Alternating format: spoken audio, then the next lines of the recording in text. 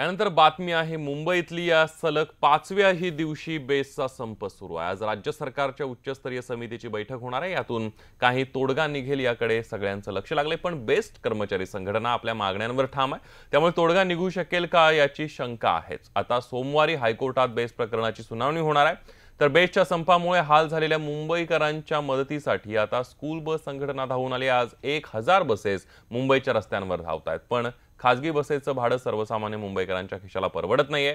रिक्षा टॅक्सीने रोजचा प्रवास करणं ही बजेट बाहेर आहे आणि त्यातच आता बेस्टच्या तिकीट दरामध्ये 50% वाढ होण्याची शक्यता वर्तवली जाते। असं झालं तर नक्कीच सर्वसामान्य मुंबईकरांच्या खिशाला कात्री लागणार आहे। आजच्या बैठकीमध्ये या सगळ्या दरवाढीचा प्रस्ताव सुद्धा येण्याची शक्यता आहे। आता नाही करत, परवडत नाही शकतो आम्हाला पैसे। पगार 10,000 पगार आहे आम्हाला महिन्याचा। मॅडम 10,000 पगारामध्ये मला पडतो, जायचे 20 यायचे 20, कुठून आणणार आम्ही रोज? 5 दिवसापासून देतो पैसे। गोराई ते अंधेरी मला डायरेक्ट बस आहे, पण या बस संपामुळे मला ट्रेनने ट्रॅव्हल करता आणि ट्रेनला खूप रश असते। ती नोटबंदी असू दे किंवा BSTचा संप, याच्यामध्ये सामान्य माणूसच पडतो। मी हॉस्पिटलला चाललो आहे आणि ते आता बस मला परवडत नाही, पण संप हा लवकरात लवकर मिटावा अशी माझी मनापासून इच्छा आहे।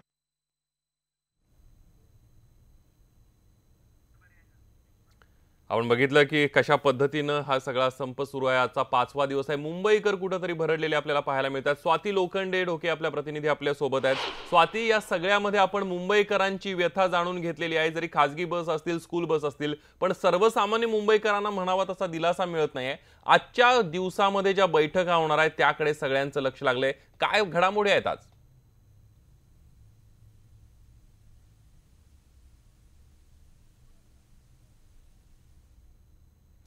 काही तांत्रिक कारणांमुळे स्वातीचा आवाज आपल्यापर्यंत पोहोचत नाही, पण आपण तिच्याकडे जाण्याचा प्रयत्न करणार आहोत। आपण बघतोय या दृश्यांमध्ये ही थेट दृश्य आहेत अंधेरीतून।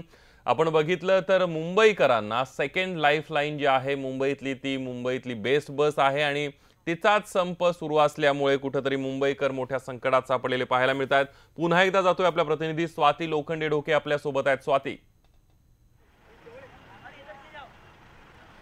खरं तर 11 वाजता ही बैठक होणार आहे आणि ही बैठक राज्याचे मुख्य सचिव, परिवहन विभागाचे सचिव आणि त्याचबरोबर नगर विभागाचे सचिव असे 3 सचिवांची ही जी काही समिती आहे त्यांच्यासमोर महानगरपालिकेचे आयुक्त आणि त्याचबरोबर बेस्टचे महाव्यवस्थापक आणि कृती समिती अशी साधारणतः ही बैठक असणार आहे, ज्याच्यामध्ये या सगळ्या ज्या काही मागण्या आहेत त्यांचा विचार होणार आहे।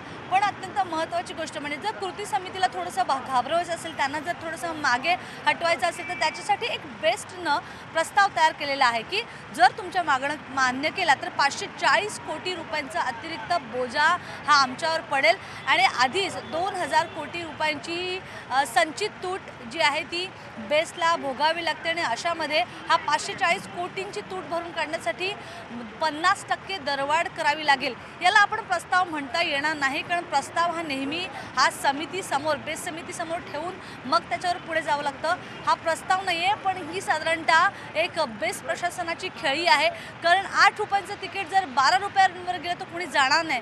कारण आता जर आपण ही बस बघतोय की ज्या ठिकाणी 10 रुपयांचं तिकीट आहे तिकडे लोकांना 20 रुपये भरायला लागत आहे। जर ऑटोने गेले तर कदाचित 50 रुपये पण त्यांना भरावे लागतील, पण ज्या खाजगी बसचे 20 रुपये पण ज्यांना परवडत नाही, एक असा वर्ग आहे ज्यांनी बेस्टचा आधीच जे आहे साधारणतः पास काढून ठेवलेला आहे। अशा परिस्थितीमध्ये ही दरवाढीचा जर विचार जरी करत असेल तर तसं होणं शक्य नाही आहे, कारण 2005 साली 46 लाख रोजच्या रोज प्रवासी प्रवास करत होते, ती संख्या एक 22 ते 24 लाखांवर आलेली आहे।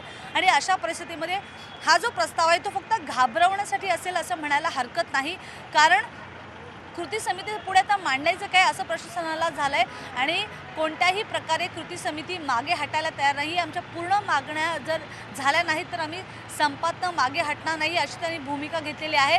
विलिनीकरणाचा जो मुद्दा आहे, जो UDनं म्हणजेच नगरविकास विभागानं घ्यायचा आहे म्हणजे, आणि आयुक्तांनी त्याला सरळ सरळ नकार दिलेला आहे। उद्धव ठाकरेंनी मध्यस्थी केली तेव्हा आयुक्तांनी सरळ नकार दिलेला आहे, त्यामुळे कुठे ना कुठेतरी एक शिवसेनेची कोंडी झालेली आहे। शिवसेना वर्सेस BJP आता असा हा नवीन वाद आहे की काय असं बघायला मिळत आहे। कारण ज्या पद्धतीनं आपण बघितलं की ह्या सगळे जे निर्णय आहेत ते या 3 सदस्यीय समितीला घ्यायचे आहेत, जी मुख्यमंत्र्यांची अखत्यारीत येणारे हे सगळे सचिव आहेत। त्यामुळे कुठे ना कुठेतरी शिवसेनेला, उद्धव ठाकरेंना मुख्यमंत्र्यांशी बोलणी करावी लागणार आहेत, कारण हा प्रश्न शेवटी 30,000 कर्मचारी आणि 22 लाख प्रवाशांचा आहे। अगदी स्वाती, म्हणजे कुठेतरी आज बैठक होणार आहे, या बैठकांच्या सत्राकडे आपलं लक्ष असणार आहे आणि तू सुद्धा या सगळ्याचे अपडेट आमच्यापर्यंत पोहोचवत राहशील। धन्यवाद तू दिलेल्या या संपूर्ण माहितीबद्दल।